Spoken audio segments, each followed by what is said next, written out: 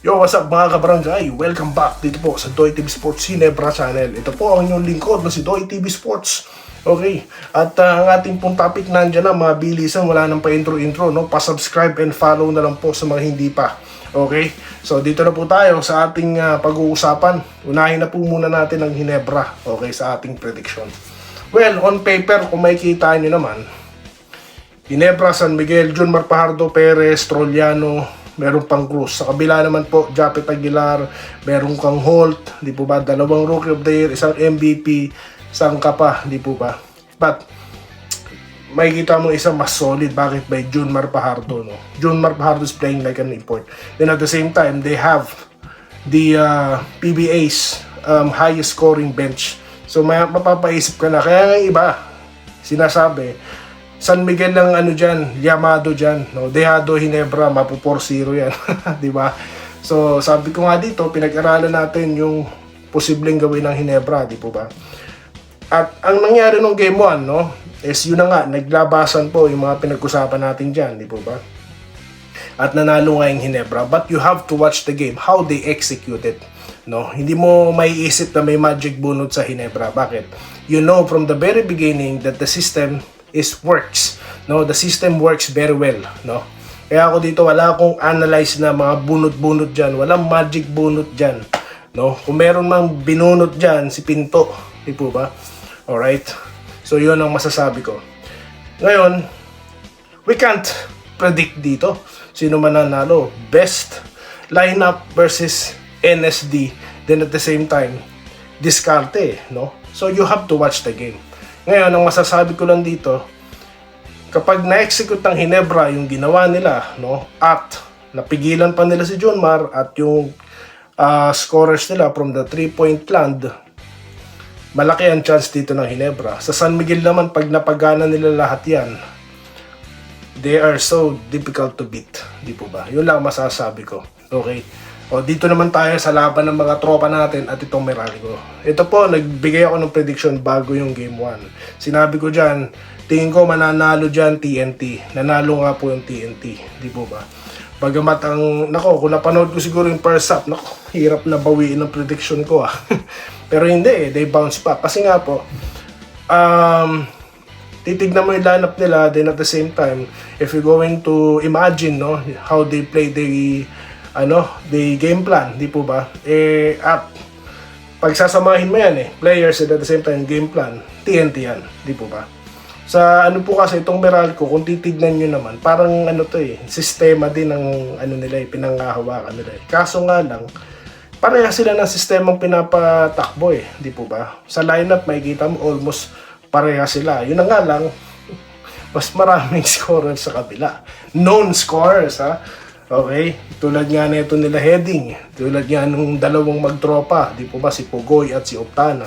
So yan. So pero dito sa game na to, no, napatunayan ng TNT talaga na when it comes to execution of play and at the same time sa player caliber, sila magwawagi dito. So sa tingin ko sa game 2, no, if they continue that kind of play, no, so umpisa pa lang kung di na sila maghahabol, sila mananalo dito, di po ba?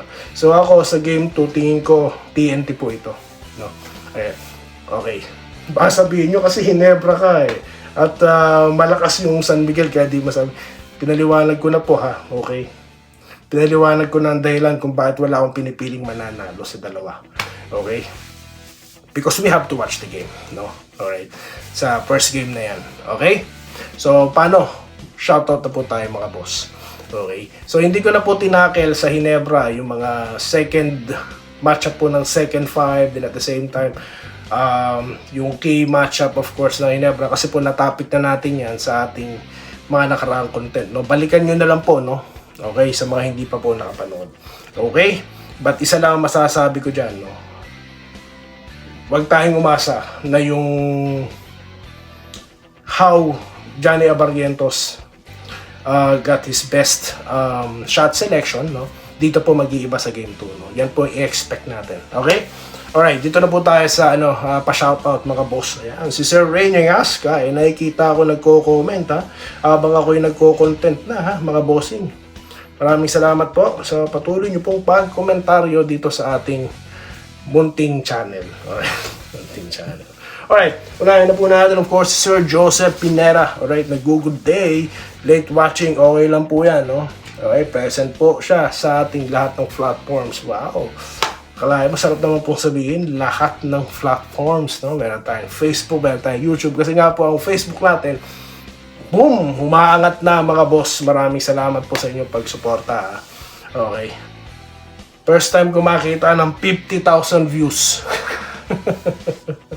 1,000 like, no?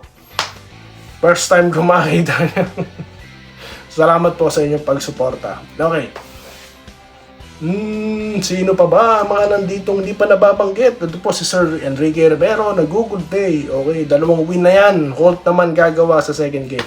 Ayan, meron po tayong topic sa aking, pinost, okay, sa Facebook. Okay. Okay. Na 2 bida, 2 heroes po ng Ginebra, si Incredible Holt at ito pong si Maya Gray. Okay. Na medyo malamig sila, no? 6 points lang po si Holt. Yung first game ng Ginebra, 2 points lang kay Gray. Aba ngayon, no? Ano kaya ang puntos niyan, no? Okay. Hindi na po ako nag-aalala. Bakit?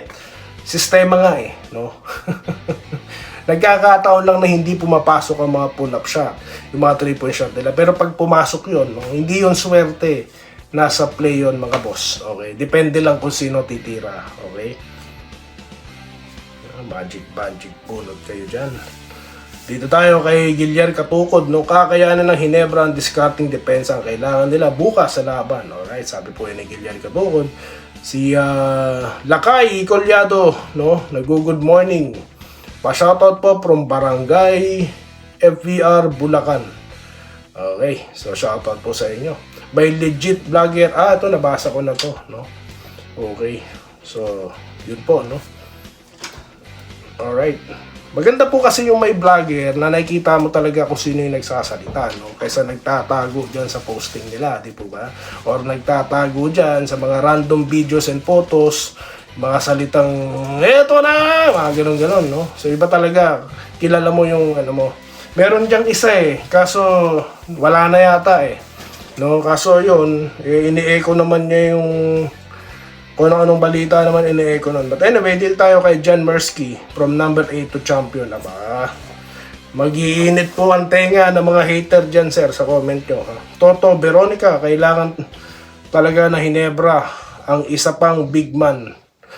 Nako sir, no, kung kayo bagong follower ni Doy TV, tinututulan ko po yan, hindi po kailangan ng Ginebra, no.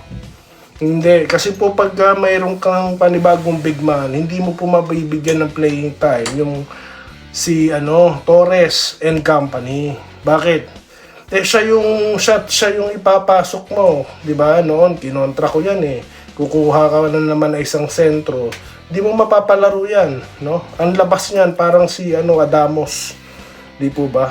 Si Daimos. Yan ang kalalabasan niya ni Torres. Kaya hindi po kailangan. Execution po ang kailangan dito.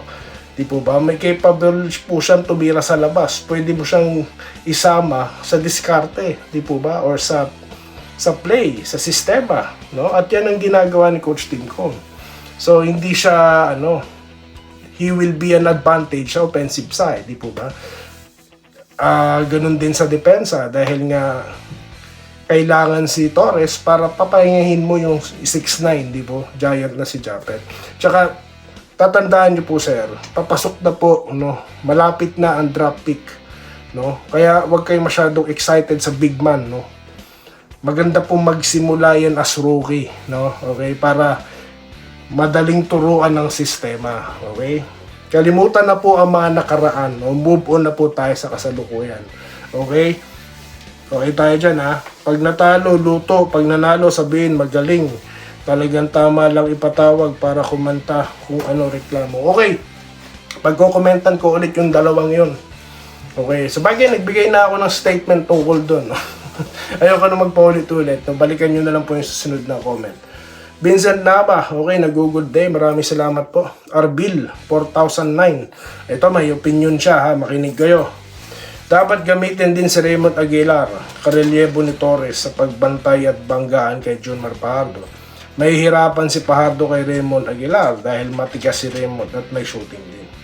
Ginagamit po siya, no? Kung matatandaan nyo, nung wala pa si Torres, ginagamit si Raymond Aguilar, di po ba? Nakikita nyo nga yung diskarte niya, di po ba?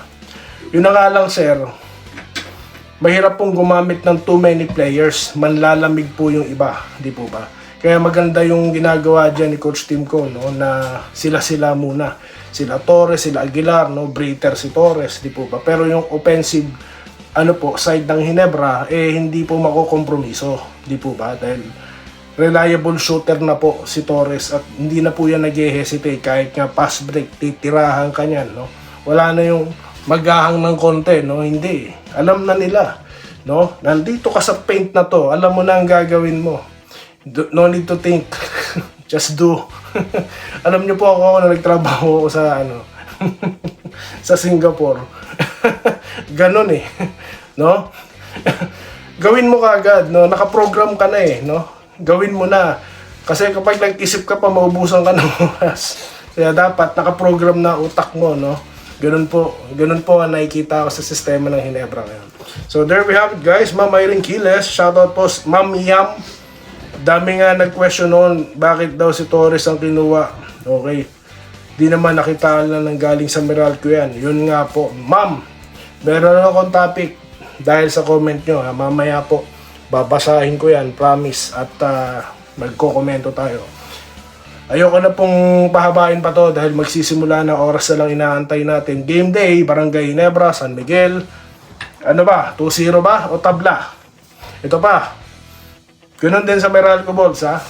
Okay, pero may manok na ako dyan. Maraming salamat sa inyo lahat, guys. Enjoy the game.